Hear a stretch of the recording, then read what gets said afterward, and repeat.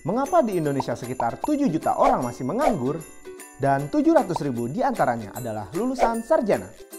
Mengapa negara maju seperti Jerman dan Swiss meski SDM-nya sedikit tapi bisa menguasai dunia dengan produk industri dan teknologi mereka?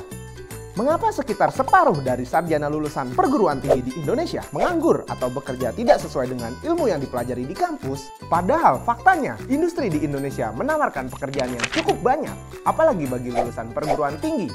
Industri tidak bisa atau tidak mau menerima lulusan perguruan tinggi kita? Jawabannya, karena kita selama ini terlalu mendewa-dewakan gelar, tidak mementingkan kompetensi. Industri tidak butuh sekedar gelar dan ijazah, mereka butuh kompetensi lulusan.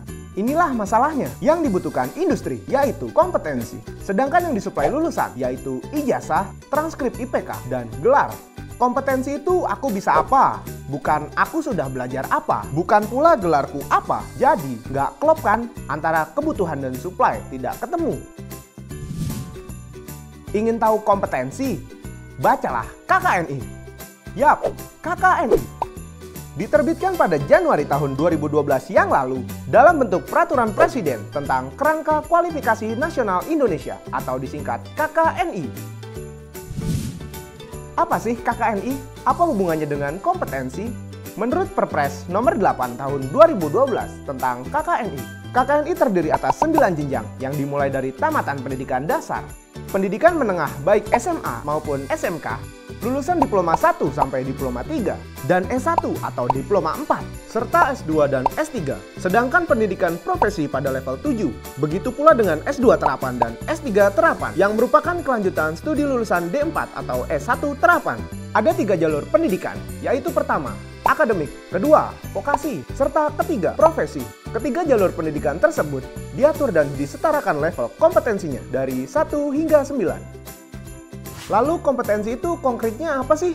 Kompetensi adalah gabungan antara hard skill, soft skill, bersama dengan conscience, serta compassion.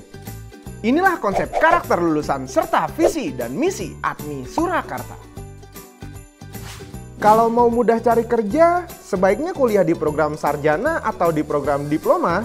Kalau mengamati piramida tenaga kerja ini secara teoritis, seharusnya lulusan diploma atau lulusan pendidikan vokasi lebih banyak dibutuhkan di dunia kerja karena mereka akan mengisi posisi first line management. Sementara itu, lulusan pendidikan akademik akan lebih diarahkan ke posisi middle management. Oleh karena itu, di Swiss dan Jerman, pendidikan tinggi vokasi sangat diutamakan. Bahkan lulusannya disetarakan S1 hingga S2 terapan. Mau pilih jalur akademik dan vokasi itu sama-sama baiknya, sama-sama dibutuhkan. Semua tergantung passion, bakat, dan kerja keras kita. Misalnya, sama-sama teknik mesin, satunya S1 teknik mesin, dan satunya lagi D3 atau D4 teknik mesin. Lulusannya sama-sama diakui di KKNI. Lalu, bedanya apa? Ini penjelasan simpelnya. Mari kita bandingkan Prodi Diploma Teknik Mesin Industri ATMI dan Prodi Teknik Mesin S1 pada umumnya. Contohnya, di teknik mesin ada mata kuliah teknologi produksi. Di S1 teknik mesin akan lebih banyak materi kuliah teori ketimbang praktek. Dan bagaimana mengembangkan ilmu teknologi produksi itu sendiri. Dan bedanya, kalau di diploma teknik mesin, komposisinya 67% praktek dan 33% teori. Dengan materi teori dasar seperti di S1 teknik mesin, 67% waktu kuliah teknologi produksi digunakan mahasiswa untuk mengoperasikan berbagai mesin produksi dari pagi hingga sore. Mereka mengerjakan proyek profesional yang dipesan oleh perusahaan kelas nasional dan internasional. ATMI juga memiliki mesin-mesin produksi kelas pabrik-pabrik atau industri besar yang digunakan oleh mahasiswa. Perkuliahan di kelas tetap ada, namun dengan porsi maksimal 33%. Jadi, sekali lagi, dengan sistem pendidikan tersebut, ATMI membentuk kompetensi lulusan. Aku bisa apa? Bukan aku sudah belajar apa, bukan pula gelarku apa. Dan dalam waktu dekat, ATMI akan membuka beberapa prodi D4 yang menerima lulusan SMA dan SMK, serta bisa menerima lulusan D3 yang ingin melanjutkan kuliah hingga jenjang sarjana terapan.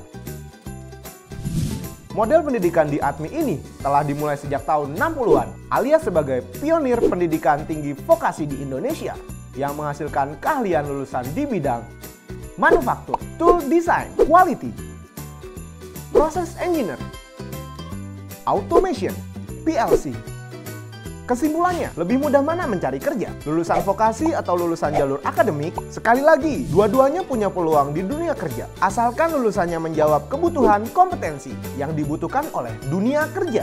Sudah bukan zamannya lagi kita mendewa-dewakan gelar.